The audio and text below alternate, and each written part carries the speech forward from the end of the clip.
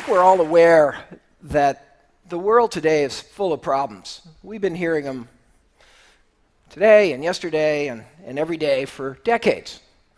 Serious problems, big problems, pressing problems, poor nutrition, access to water, climate change, deforestation, lack of skills, insecurity, not enough food, not enough health care, pollution. There's problem after problem. And I think what really separates this time from any time I can remember in my brief time on Earth is the awareness of these problems. We're all very aware. Why are we having so much trouble dealing with these problems? That's the question I've been struggling with. Coming from my very different perspective, I'm not a social problem guy. I'm a guy that works with business.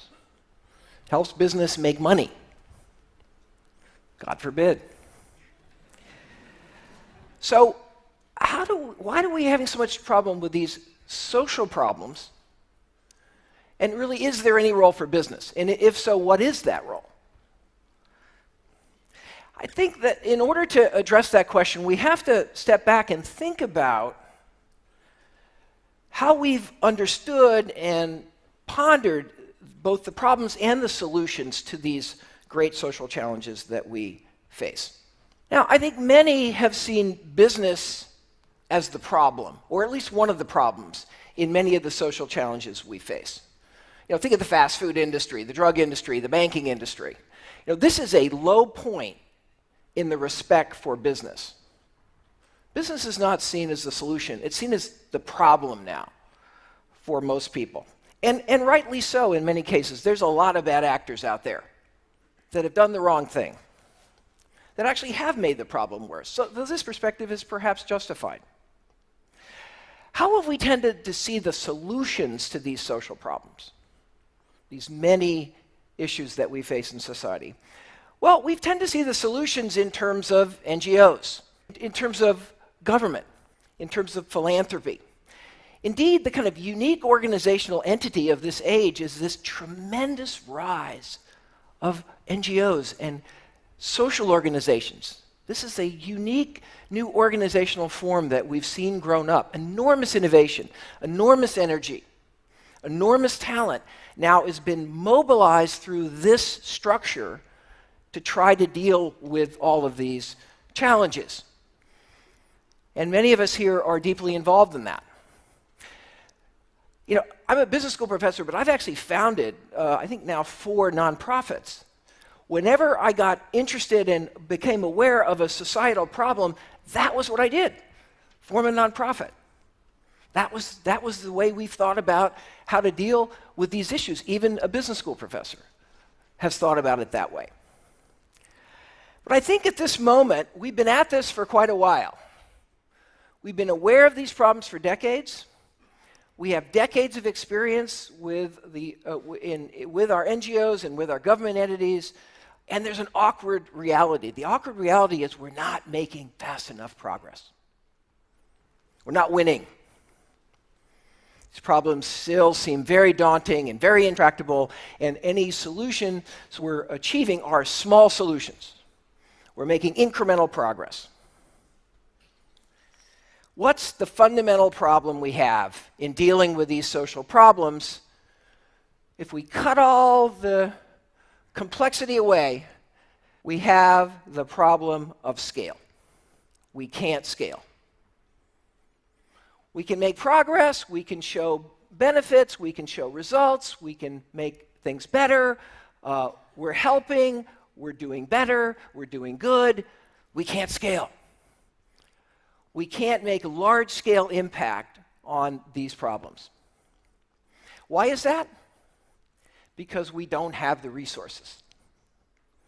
And that's really clear now. And that's clearer now than it's been for decades. There's simply not enough money to deal with any of these problems at scale using the current model. There's not enough tax revenue. There's not enough philanthropic donations to deal with these problems the way we're dealing with them now. We've got to confront that reality.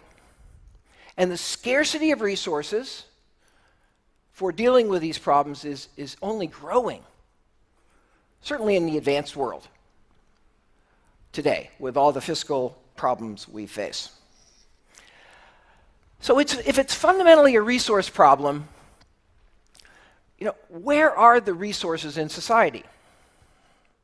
How are those resources really created? The resources we're going to need to deal with all these societal challenges. Well, there, I think the answer is very clear. They're in business. Why? All wealth is actually created by business. Business creates wealth when it meets needs at a profit. That's how all wealth is created. It's meeting needs at a profit that leads to taxes, and that leads to incomes, and that leads to charitable donations. That's where all the resources come from. Only business can actually create resources. Other institutions can utilize them to do important work, but only business can create them. And business creates them when it's able to meet a need at a profit. The resources are overwhelmingly generated by business. The question then is, how do we tap into this? How do we tap into this? Business generates those resources when it makes a profit. That profit is that small difference between the price and the cost it takes to produce whatever solution business has created to whatever problem they're trying to solve. But that profit is the magic. Why?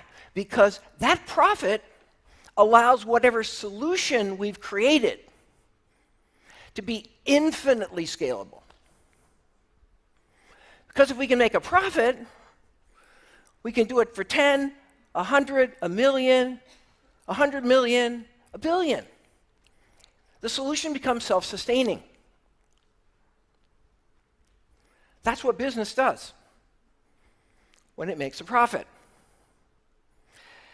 Now, what does this all have to do with social problems? Well, one line of thinking is, well, let's take this profit and redeploy it into social problems. Business should give more. Business should be more responsible. And that's been the path that we've been on in business. But again, this path that we've been on is not getting us where we need to go. Now, I started out as a strategy professor, and I'm still a strategy professor. I'm proud of that. But I've also, over the years, worked more and more on social issues. Worked on healthcare, the environment, economic development, reducing poverty. And as I worked more and more in the social field, I started seeing something that had a profound impact on me and my whole life in a way. The conventional wisdom in economics and the view in business has historically been that actually there's a trade-off between social performance and economic performance. The conventional wisdom has been that business actually makes a profit by causing a social problem. Classic example is pollution. If business pollutes, it makes more money than if it tried to reduce that pollution. Reducing pollution is expensive, therefore businesses don't want to do it. It's profitable to have an unsafe working environment. It's too expensive to have a safe working environment, therefore business makes more money if they don't have a safe working environment. That's been the conventional wisdom. A lot of companies have fallen into that conventional wisdom. They resisted environmental improvement, they resisted workplace improvement. That thinking has led to, I think, much of the behavior that we have come to criticize in business, that I come to criticize in business. But the more deeply I got into all these social issues, one after another, and actually the more I tried to address them myself personally, in a few cases through nonprofits that I was involved with, the more I found actually that the reality is the opposite. Business does not profit from causing social problems, actually not in any fundamental sense. That's a very simplistic view. The deeper we get into these issues, the more we start to understand that actually business profits from solving social problems. That's where the real profit comes. Let's take pollution. We've learned today that actually reducing pollution and emissions is generating profit, saves money, makes the business more productive and efficient, it doesn't waste resources. Having a safer working environment actually and avoiding accidents, it makes the business more profitable because it's a sign of good processes. Accidents are expensive and costly.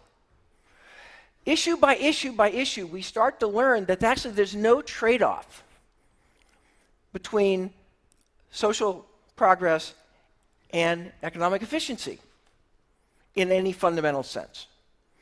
Another issue is health. What we found is actually health of employees is something that business should treasure because that health allows those employees to be more productive and come to work and not be absent. The deeper work, the new thinking on the interface between business and social problems is actually showing that there's a fundamental, deep synergy, particularly if you're not thinking in the very short run. In the very short run, you can sometimes fool yourself into thinking that there's fundamentally opposing goals, but in the long run, ultimately, we're learning in field after field that this is simply not true. So how could we tap into the power of business to address the fundamental problems that we face? Imagine if we could do that. Because if we could scale. We could tap into this enormous resource pool and this organizational capacity. And guess what? That's happening now, finally. Partly because of people like you, who've raised these issues now for year after year and decade after decade. We see organizations like Dow Chemical leading the revolution away from trans fat and saturated fat with innovative new products. This is an example of Jane Irrigation. This is a company that's brought drip irrigation technology to thousands and millions of farmers, reducing substantially the use of water.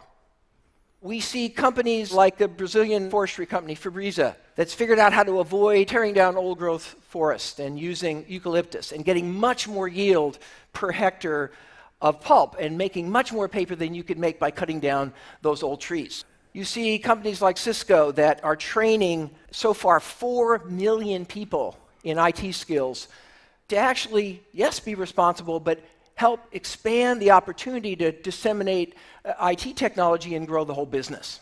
There's a fundamental opportunity for business today to impact and address these social problems, and this opportunity is the largest business opportunity we see in business. And the question is, how can we get business thinking to adapt this issue of shared value? This is what I call shared value. Addressing a social issue with a business model. That's shared value. Shared value is capitalism, but it's a higher kind of capitalism. It's capitalism as it was ultimately meant to be, meeting important needs, not incrementally competing for trivial differences in product attributes and market share. Shared value is when we can create social value and economic value simultaneously. It's finding those opportunities that will unleash the greatest possibility we have to actually address these social problems because we can scale. We can address shared value at multiple levels. It's real. It's happening. But in order to get this solution working, we have to now change how business sees itself. And this is thankfully underway. Businesses got trapped into the conventional wisdom that they shouldn't worry about social problems, that this was sort of something on the side, that somebody else was doing it. We're now seeing companies embrace this idea. But we also have to recognize business is not going to do this as effectively as if we have NGOs and government working in partnership with business. The new NGOs that are really moving the needle are the ones that have found these partnerships, that have found these ways to collaborate. The governments that are making the most progress are the governments that have found ways to enable shared value in business, rather than see government as the only player that has to, call the shots. And government has many ways in which it can impact the willingness and the ability of companies to compete in this way. I think if we can get business seeing itself differently, and if we can get others seeing business differently, we can change the world. I know it. I'm seeing it. I'm feeling it. Young people, I think, my Harvard Business School students are getting it. If we can break down this sort of divide, this unease, this tension, this sense that we're not fundamentally collaborating here in driving these social problems, we can break this down, we finally, I think, can have solutions. Thank you.